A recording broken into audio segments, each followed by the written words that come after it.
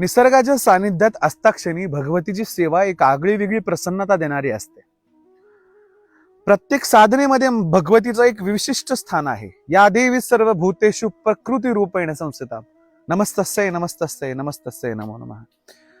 या देवी सर्व भूतेषु भूमी रूपेण संस्थिता. नमस्तस्यै नमस्तस्यै नमस्तस्यै नमो नमः. एक एक कणात, एक एक पानात, एक एक पशु पक्षीमध्ये वास करणारी भगवती म्हणजे आपण सर्व या जगदंबेच्याच अंशाचे आहोत. आपली आई, आपली माता, आपली बहीण.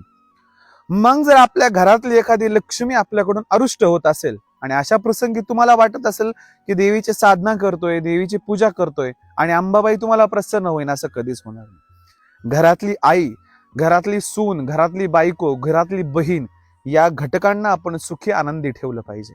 प्रत्येक स्त्रीचा आदर, प्रत्येक स्त्रीचा सत्कार आपल्याकडनं झाला पाहिजे. अहिल्यानगर काळामाता तुळजाभवानी देवस्थान पोखर्डीवरनं आज हा उपदेश देण्याची गरज याच्यासाठी पडते की आज स्त्रीची इज्जत आणि स्त्रीचा सन्मान आणि स्त्रीकडून घेतल्या जाणाऱ्या गोष्टी म्हणजे स्त्रीकडून हे शिकावं की स्त्रीचं बळ जे आहे ते काय कमी नाहीये. स्त्री पूर्ण सृष्टीचं सृजन पालन करू शकते. म्हणून माता भगवती स्वरूप स्त्रीचा आदर करा आणि मग जगदंबेचं ध्यान स्मरण करा. ओम काली जय भवानी.